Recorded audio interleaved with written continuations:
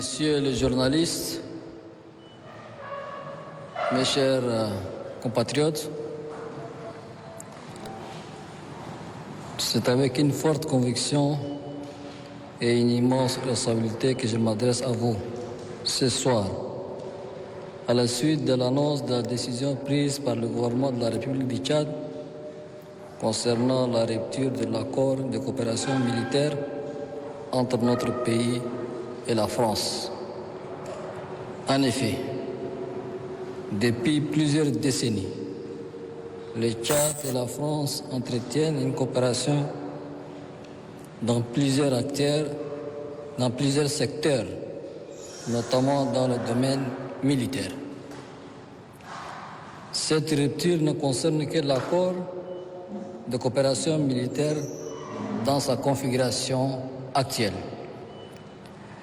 Cet accord avait été signé à une autre époque, avec d'autres acteurs de part et d'autre, et dans un contexte tout aussi différent.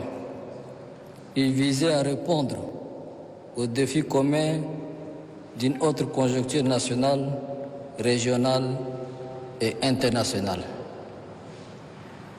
Cependant, au fil du temps, cet accord est devenu obsolète, complètement obsolète. Il ne correspondait plus ni aux réalités sécuritaires, géopolitiques et stratégiques de notre temps, ni à nos attentes légitimes quant à la pleine expression de notre souveraineté.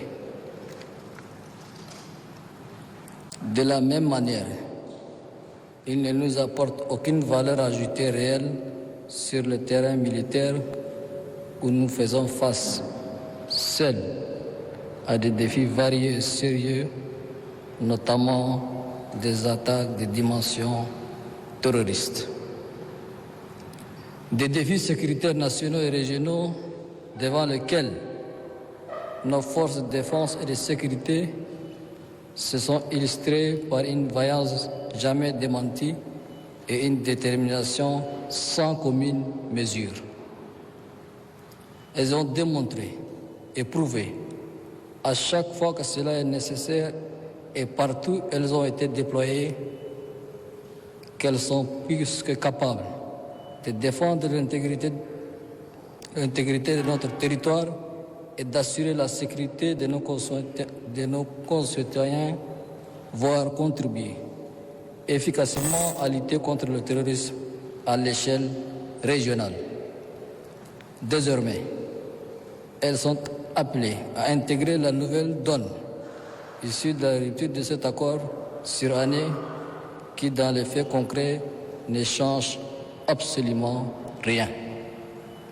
Au contraire, la rupture de cet accord doit engendrer, au niveau de nos forces de défense et de sécurité, plus de responsabilité, plus d'engagement et plus de concentration pour mieux défendre l'intégrité du Tchad et assurer la sécurité de ses citoyens.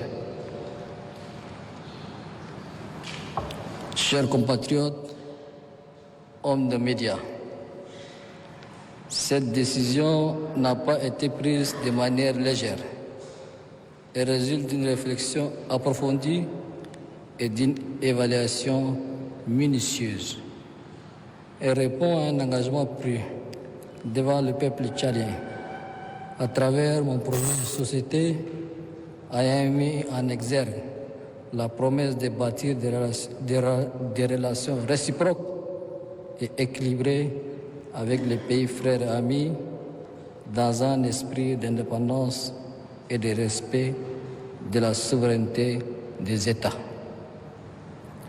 En tant qu'État souverain, fort de ces 66 ans de marche depuis la proclamation de la République, le Tchad est pleinement en droit et même dans l'obligation de définir librement ses relations internationales, de choisir les formes de coopération qu'il souhaite et de conduire sa politique de défense en fonction de ses priorités.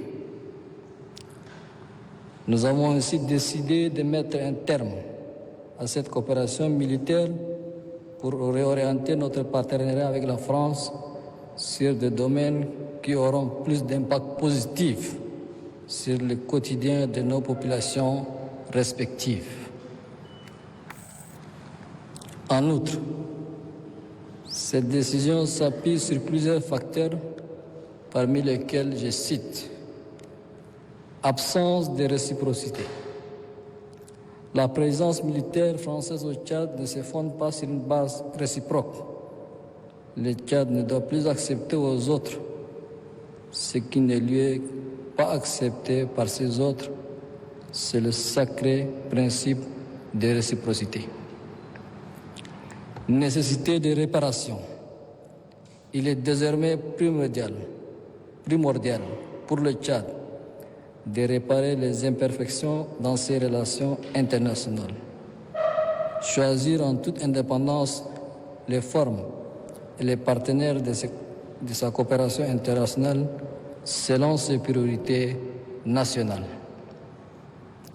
Renforcement de nos capacités.